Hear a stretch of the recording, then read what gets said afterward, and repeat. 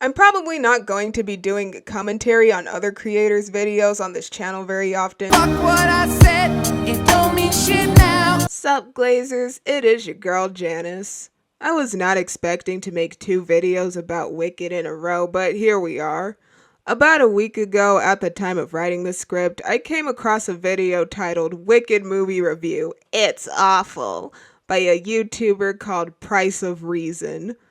What is with these YouTubers and these weird channel names? Anyways, just like with the video I made about that Snow White 2025 defense a couple months back, I'm not making this video because someone has an opinion disagreeing with mine.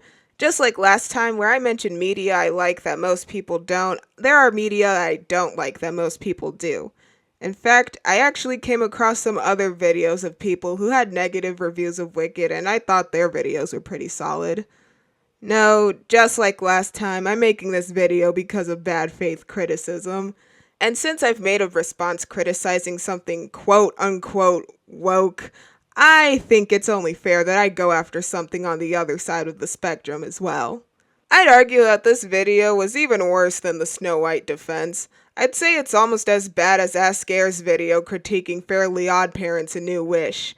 It definitely has the same vibes of completely misunderstanding the work being reviewed and even straight up making things up about said work as even more means of critique. I actually considered making a review of Ask Air's video, but I decided against it because so many people already responded to it, and anything I would have said would have just been me regurgitating what everyone else already said. That, and I've never actually watched Fairly Odd Parents as a kid, nor do I have any real desire to watch A New Wish. But this video isn't about Ask Air, it's about Price of Reason. So without further ado, let's get started. Over the past several years, an overly politicized and creatively bankrupt Hollywood has repeatedly given us unnecessary IP revivals, spin-offs, sequels, reboots, and rehashes, usually injected with their typical brand of identity politics. So far, so good. I don't disagree with that. So it's not so surprising that we would eventually get an on-screen adaptation of Wicked, an alleged prequel of sorts to the classic movie, The Wizard of Oz. And I say alleged because unlike the beloved timeless classic Wizard of Oz movie, which was a direct adaptation of L. Frank Baum's original book, Wicked is actually a movie adaptation of a long-running popular Broadway musical, which itself is based on a revisionist fan-fiction prequel book written by progressive author Gregory Maguire in 1995 as a criticism of istophobia in society. And although this point is often minimized by the mainstream media, Wicked isn't directly tied to the original Wizard of Oz movie or book in any official capacity, and from its inception, it's always been meant as a vehicle for far-left ideologies. And here's where things start to go down, but let's hear it. You see, by presenting the Wicked Witch of the West in a sympathetic light as a stunning and brave victim that only turns to evil due to the patriarchy and her istophobic surroundings, it reframes the narrative of the original Wizard of Oz story to appeal to a more modern audience. The patriarchy was never a conflict of this story, nor did gender play any role in the conflict of Wicked.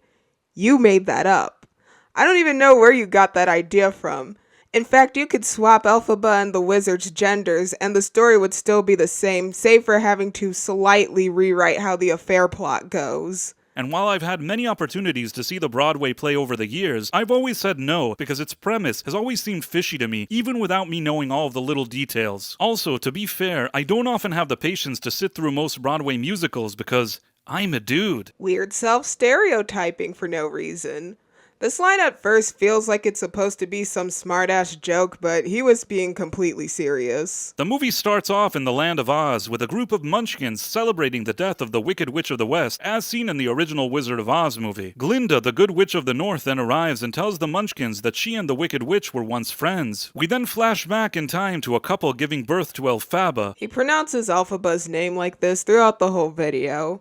I don't even know how or why someone would get that wrong. Even people who have never heard of Wicked would look at this name written down and know it's pronounced Elphaba, and it really doesn't do anything to help your argument anyways. I know this is really petty to get hooked on, but how do you even make this entirely avoidable mistake in the first place? And her father immediately hates her and wants her gone because he's a toxic male. Elphaba's father being male being the reason he hates Elphaba isn't even implied in Wicked. You made that up. Her mom didn't even like her either. And also notice how Elphaba's father dotes on Nessa, who, like Elphaba, is female despite her also being imperfect. It's not because he's male, it's because he's simply a bad person. And yes, Elphaba's very sympathetic and physically disabled sister is the same sister that would later be killed by Dorothy as seen in the original 1939 movie. Nessa was not a sympathetic character, nor did being disabled make her sympathetic either. In fact, she's still a villain in Wicked. Spoilers for those of you who haven't seen the full musical. In Act 2, she becomes a literal dictator oppressing the Munchkins so that Bach couldn't leave her. And when she nearly accidentally kills Bach out of desperation for his love, Elphaba saves him by turning him into the Tin Man. Bach obviously isn't happy about this, and Nessa, instead of taking any sort of accountability, tries to place the blame entirely on Elphaba. Even in Act 1, she wasn't meant to be a saint because she never once stands up for Elphaba against the other students' mistreatment of her. Reframing Dorothy as something of a villain. Dorothy was never made to be the villain or any sort of antagonist in Wicked. You made that up. And I'm pretty sure this was the case for the book as well. But again, spoilers, the blame for Nessa's death had always been placed on Madame Morrible for creating the storm that caused Dorothy's house to fall on Nessa in the first place.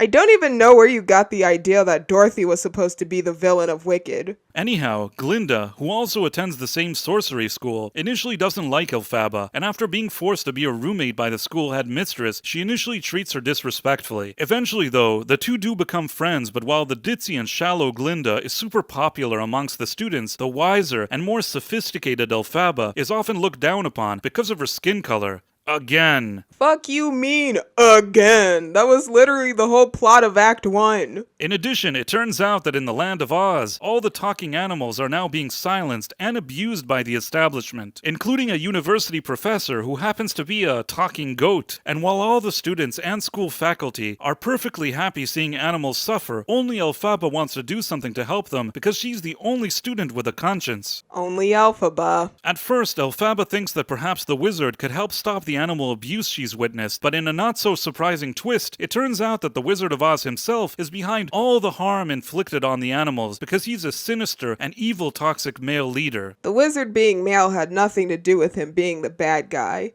Gender played no part in how the plot of Wicked progressed at all. Why do you keep trying to make it out to be that way? At the end, Elphaba escapes on a broom, leaving Glinda behind, who is now finally being embraced by the evil establishment. And then the movie ends with a "to be continued" sign, which means that there will inevitably be a sequel to this dreadful movie. It had been announced that Wicked was going to be split into 2 parts many months before the movie came out. The movie was not the full musical. It was only Act 1 of the musical, and Part 2 is going to be Act 2 of said musical. Why are you acting surprised? Now I know many of you will tell me that this reimagining of The Wizard of Oz is already a proven entity and that people have enjoyed Wicked on Broadway for years, but personally, I think this movie is super disrespectful and a steaming pile of shit. Why does every beloved narrative have to be reframed for modern audiences? And why does every reframing always have to peddle the same anti-male, anti-patriarchy propaganda? Where is the anti-male in this story? Where is the anti-patriarchy in this story? Is it because the protagonist happens to be female? Is it because one of the antagonists happens to be male? That doesn't make a story anti-male. And Madame Morrible and Nessa Rose are also villains in this story. They're not male. And when Elphaba tells Galinda about why Nessa was born disabled, Galinda blames it on the milk flowers and not on Elphaba's dad for making her mom chew the flowers in the first place. So what exactly is anti-male about this story? Also, I'm really getting tired of all this constant celebration of victimhood, and this movie is the very definition of that. What does that even mean? And what especially annoys me is how sneaky this movie tries to be. It's seemingly an adaptation of a silly fanfiction Broadway play, but at the same time, it makes enough stylistic and visual choices to try and trick the audience into thinking that it's actually canon within the same universe as the original movie. Anyone with half a brain cell knows that Wicked is fanfiction. Yes, I know there are people who are actually that dense to think that Wicked is canon to The Wizard of Oz, but the mass majority of Wicked fans are actually able to separate the 2 stories. And perhaps some people like myself know better. I'm sure there's some more normie people that probably haven't picked up on it, which is a shame because this movie, in my opinion, takes a dump on the source material. The Wizard of Oz is not an evil man that hates animals and wants to harm them. True. But Wicked is a fan fiction, and so not everyone is going to act the exact same. I think that even in the original Wizard of Oz, the wizard was morally ambiguous enough for him becoming the villain of this story to work. But that's just my personal opinion. Glinda is not a shallow and catty opportunistic bitch. Act 1 of Wicked takes place around a decade before Act 2, which is where the events of Wizard of Oz takes place. Glinda grows from Act 1 into being a better person in Act 2. It's called character development. Dorothy isn't an evil girl that kills good people. And in other breaking news, the sky is blue. Not to mention the whole atmosphere at this school feels very modern day as well. From the way these characters act, look, and talk, it's as if you pulled them from a 2024 Los Angeles shopping mall. I'm very curious to see what shopping malls you've been to where people dress and wear their hair like this. Also, I don't know what about these architecture designs or these outfits say any sort of modern to you. Maybe save for Glinda's butterfly dress and bubble gown, but I guess that's subjective. I mean, I suppose you could have explained this movie's extremely diverse casting choices, since it's a school where people from all walks of life can study at, but I think that the movie's over-the-top reliance on its diversity ends up hurting its very premise. Wicked does not have an over-reliance on diversity. What's happening here in this movie is that some of the actors casted for the background and side characters just so happen to not be white. Because on a practical level, am I really supposed to believe that such a diverse place that houses people of all ethnicities is so intolerant because one girl has green skin? Green is not a race, nor is it an ethnicity. Unlike being a certain race, having green skin is not normal, even in the canon of Wicked. So of course someone with green skin is going to be looked at sideways by other people. I less compare the conflict of Elphaba's green skin to racism, and I find it more akin to discrimination of a person with a skin condition, such as, for example, vitiligo. And in the real world, I can entirely imagine someone with vitiligo being discriminated against for their skin condition, even in a racially diverse setting. And especially in this case, Elphaba's green skin is quite literally one of a kind in this world. And on that note, would the solution of that issue be to make all the students at this school white? Because I'm pretty sure you wouldn't be too happy about that choice either. There are a number of boys at this school that inexplicably wear skirts and nobody says a word about it. Yet somehow, this green-skinned girl, that's what captures all these people's attentions. That's where all the istophobia is focused. I'm sorry, but I don't buy that. Surprise, surprise. Something that isn't normal here is normal somewhere else. Boys wearing skirts is normal in Oz, or at least at Shiz, whereas having green skin is not. Just because one thing we find out of the ordinary is the norm in another place does not mean that everything we find out of the ordinary will be the norm in said place.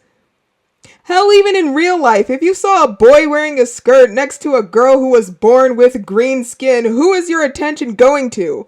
I actually can't believe you thought that was a sound argument. And it's not like there's other aspects of the movie where this movie excels. Neither leads in this movie have enough of an on-screen presence and charm to really carry it. Cynthia Erivo is supposed to be likable as Elphaba, but much like in real life, she seems rather grumpy and annoying, more than anything else. Ariana Grande is just a bit more likable, but I don't think her performance is anything to write home about either. It also doesn't help that these days, Grande looks like a 20-pound albino that fell asleep inside a dishwasher. Out of place body shaming. What even was the point of bringing up Ariana's appearance in the first place? How you feel about her performance in the movie is your own opinion, but what does her appearance have to do with any of it? I guess Erivo and Grande can both sing decently, but the songs are cheesy, dumb, and forgettable. And before you go and tell me, well, this movie wasn't made for you, it was made for women. Wicked was not made to cater to women, no more than The Wizard of Oz was made to cater to women. I don't know where you got that idea from, other than the fantasy you made up that Wicked is supposed to be anti-male. And speaking of The Wiz, while that movie too certainly has its own somewhat heavy-handed messaging, unlike Wicked, it doesn't try to piggyback off the original 1939 movie. That is exactly what The Wiz tried to do. The Wiz is literally just The Wizard of Oz, but with black people this time. Now, that doesn't necessarily make it bad. I actually quite enjoyed the stage play version of the story, but I don't see how you could say that Wicked is trying to piggyback off The Wizard of Oz and that The Wiz is not. Wicked is just hollow and empty of good writing, good acting, and good music. He didn't actually back any of those claims up in this video. He mostly just complained that the wizard is now the bad guy in this fanfiction movie, and that somehow makes it anti-male. Sadly, because of how popular this play is with women, it'll probably make over $1 billion worldwide at the box office, and will then teach Hollywood all the wrong lessons. Women are not the only people who like this movie. There are plenty of male fans of Wicked, some of them being anti-woke themselves. Much like the Barbie movie did, even though it was shit. People keep telling me, let the women have this one, it's not a big deal, and maybe they're right, but I still don't think this movie's extreme messaging is so great to teach children. You mean the extreme messaging being don't discriminate against someone who is different? Or do you think the extreme messaging is supposed to be men bad because the antagonist is a man? Because as I mentioned before, both Madame Morrible and Nessa Rose, who are both women, are also villains, who, by the way, got even worse punishments than the wizard. And I also think that The Wizard of Oz as an IP does have male fans too, myself included, so it's not true that this movie should only be made for women. Wicked is not only made for women. Actually, what about Wicked, aside from the fact that the main character is female, is made for women exclusively? And finally, if it's not too much trouble, please take a minute to like, subscribe, and follow my channel. I will absolutely not be doing that. In a world where sites like Rotten Tomatoes give movies like Wicked Godfather-level scores, it's always good to hear the opinion of a more honest, independent reviewer. This guy's ego is reaching Darman-level heights. Just because you have an opinion different from the majority does not mean that everyone else is wrong. A million people thinking that you're stupid for proudly proclaiming that 2 + 2 = 5 does not make a million people sheep. It's okay to like things most people don't like, and it's okay to dislike things most people do like. It's not okay to act as if your opinion is the only right one. Even worse when you've grossly misunderstood and are even telling straight up lies about whatever it is you're reviewing. I thought that other video I reviewed was bad. And it was. But this one was even worse. At least it wasn't as long. Now, some of you who have watched my videos about Snow White 2025 might be asking, well, Janice, why do you like the Wicked movie but have reservations about Snow White 2025? What's the difference? Well, despite everything that Price of Reason tried to say about Wicked, I don't find the story of Wicked to have been made out of malice for the Wizard of Oz the same way Snow White 2025 was made out of malice for Snow White 1937.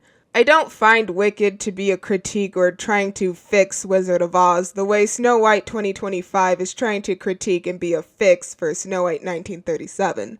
I see Wicked as a fan fiction of Wizard of Oz and nothing more than that.